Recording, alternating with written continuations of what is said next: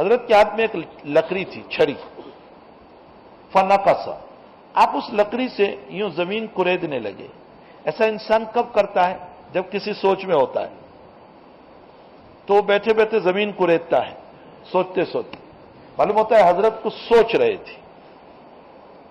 ثم قال ما منکم من احد الا وقد كتب مقعده من النار ومقعده من الجنہ۔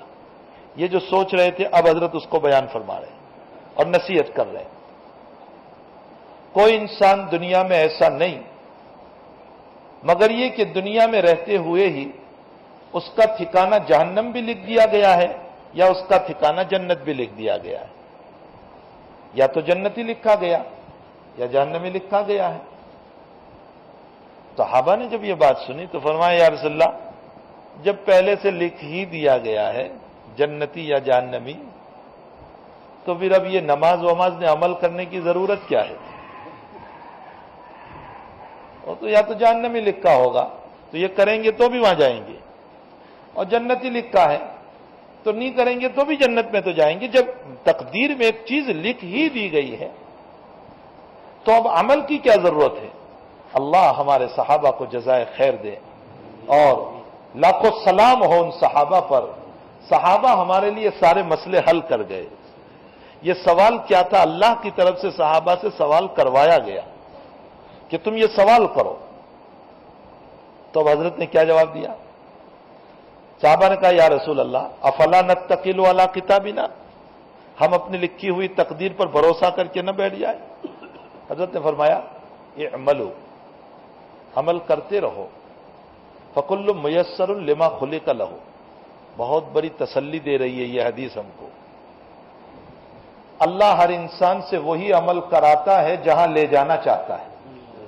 اللہ، معلوم ہوتا ہے ہم جو نماز پڑھ رہے ہیں، کلمہ پڑھ رہے ہیں، تسبیح پڑھ رہے ہیں، دین کا کام کر رہے ہیں، اس کا مطلب یہ نکلا کہ اللہ ہم کو جنت میں لے جانا چاہتا ہے۔ اللہ جو لکھا ہوا ہے اسی طرح کا عمل ہمارے پاس کرواتا ہے۔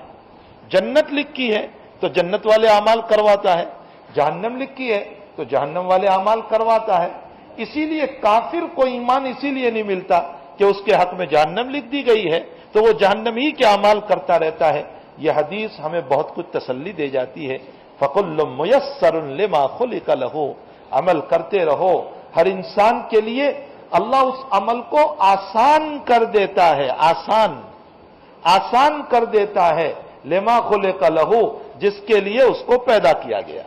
جنت کے لیے پیدا کیا گیا تو جنت کے اعمال آسان، اور اگر جہنم کے لیے پیدا کیا گیا تو جہنم کے اعمال اللہ تعالیٰ اس کے لیے آسان کر دیتے ہیں۔ یہاں سے ایک بات معلوم ہوئی کہ حضرت نے قبر کے پاس بھی کچھ نصیحتیں فرمائی۔ معلوم ہوتا ہے قبر کے پاس نصیحت کرنا چاہیے، اور قبرستان تو خود نصیحت کا ذریعہ ہے۔ قبرستان تو خود ہی ایک ہمیں عبرت دلانے والا ہے کہ میرا باپ سویا ہے، یہ بڑے بڑے لوگ سوئے ہیں۔ صحبان الہند، ہندوستان کے بہت بڑے عالم، دہلی کے حضرت مولانا سعید صاحب رحمۃ اللہ علیہ، جو صحبان الہند سے مشہور تھے۔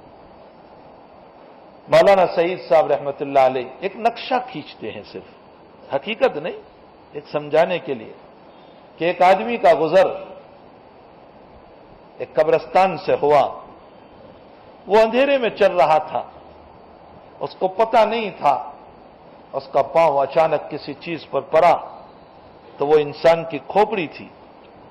جب اس کا پاؤں پڑا تو کھوپڑی نے آواز دی سنبھل کے قدم رکھ، کل میں بھی تیرا غرور اور تکبر میں چلا کرتا تھا، آج تجھ غریب کا پاؤں میرے سر پر ہے، کل تیرے سر پر کسی غریب کا پاؤں ہوگا۔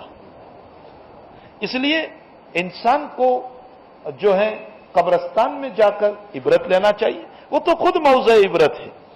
لیکن افسوس یہ ہے کہ آج ہماری جو کوتاہیاں، آج ہمیں آخرت سے جو غفلت، ہمارے موبائل قبرستان میں بھی بند نہیں ہوتی،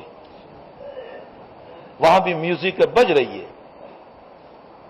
قبرستان میں جا کر قبر کو دیکھ کر بھی ہم عبرت نہیں لیتے، قبرستان میں جا کر ہماری دنیا کی باتیں وہاں بھی نہیں چھوٹتی، قبرستان میں جا کر ہماری تجارت اور بزنس کی باتیں وہاں بھی نہیں چھوٹتی، اور ایک مرحوم کو اتارا جا رہا ہے اور میں ہوں کہ میری دنیا کی باتوں میں مست ہوں۔ اللہ ہمیں حقیقت سمجھنے کی توفیق عطا فرمائے۔ ہماری غفلتوں کی وجہ سے ہماری اللہ کی یادیں ہم سے چھوٹ گئی۔ آخرت کے